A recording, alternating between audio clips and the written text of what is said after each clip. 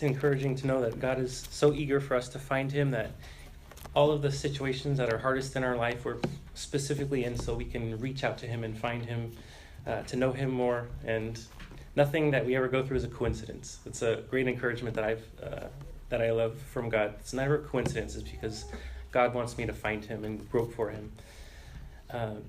So please turn to Ephesians 3:20. I think what I'm going to share is related to that.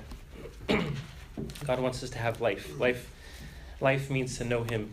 If John 17:3 says that. But please turn to Ephesians 3:20.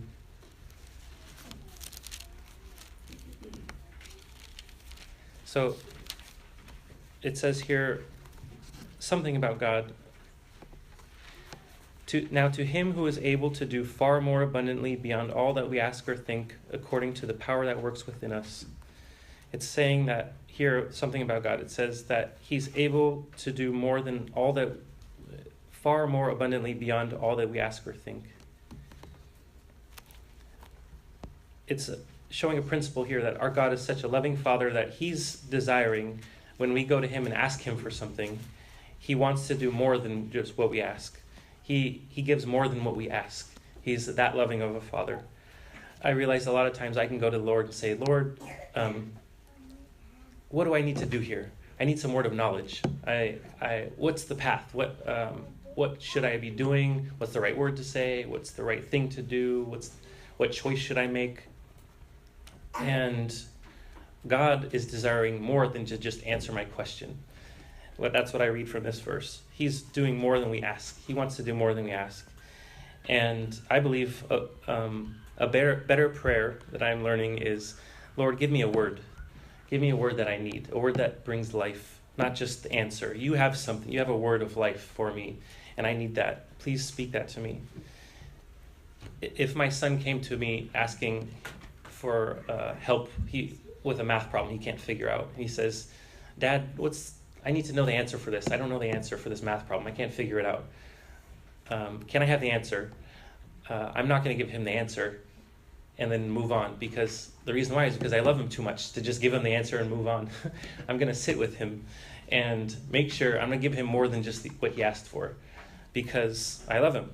And God is exactly the same way. And I realized with so many of my prayers, God does that for me. I come to him and say, Lord, I need something. I want something. And he says, no, I'm going to give you more. And a lot of times I misinterpret that and feel like, oh, God's saying no. God's not saying no. He's saying, I'm going to give you more. So I shouldn't deceive myself into thinking God's I'm going to give you more means no. It means I love you more than you think you do. So I was blessed this week meditating on that. When we go to God needy for guidance, he's not just going to give us a plain and simple answer and move on. He's going to give us some revelation that gives us life. If we come to him with sincerity and patience and say, Lord, I'm not going to leave your doorstep until you give me something. A word of life means I can see him more clearly. I can know his heart more. I know Jesus better. He's such a loving Father. He doesn't just want to leave us just with do this or that. If that's all he did, it's basically just the law, the Old Testament.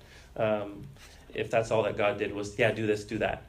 God is desiring to change us more than that. He wants to do more for us than that. And this week I saw an example of that. I was going to the Lord. Lately I've been wanting to be more mindful. What are my children exposed to at home? We have to be so careful in this age of information where anybody can access anything with the touch of a couple buttons if they have access to a cell phone for 1 minute even. And or who knows what's on television, even commercials. I realize some commercials can be terrible, but so I was just praying about that in a specific situation, and God gave me a word of life that I was praying for specifically some things that to take out or not to take out, what to put in. I was looking for knowledge, but God gave me a word after about just a few minutes of prayer about that I wasn't even thinking about, and the word was. Don't make your house a house of law where it's don't do this, don't do that, don't watch this, don't watch that. But are you making Jesus beautiful to your kids? And so to me, that was such a word of life that I would have never gotten if I didn't go to God and ask him for direction. But I was looking to do as well. And he gave me more than I asked for. I was looking for, should I not let him watch this? Such a shallow prayer. I mean, it's good that I want to do his will, but I think he saw that I wanted to do his will, and so he gave me something more than just don't do this, don't do that, take this out. And so to me, I mean, that was a blessing to me. He said, am I making Jesus beautiful to me? I want my house to be more of one that makes Jesus beautiful, our house is celebrating the Lord more than saying, this is what the Lord is commanding of you. And so to me, that was a huge blessing. I feel that was a revelation directly from God that I keep with me now. And I really am thankful for that. And it challenged me to go to the Lord more and say, Lord, I need a word. I need a word of revelation. You could see examples of this in the Bible. For example, we know this about Paul's thorn in the flesh, where he had this messenger of Satan, he called it, and he prayed to the Lord 3 times. He was, Lord, remove it, Lord, remove it, Lord, remove it. And the Lord didn't just say no, no, no. He gave him a word of life. He said, you need this to keep you humble. After all the revelation I gave you, you need this messenger of Satan. And not only that, but my power is going to work through you more greater than it ever would have if you didn't have this messenger of Satan tormenting you.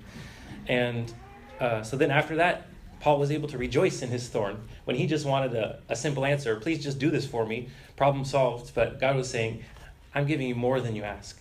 And so to me, that's such a wonderful thing to realize. God is a God of more than I ask. He's a God of more love than I think. When I go to him, he's going to give me more than I can ever think of to ask him.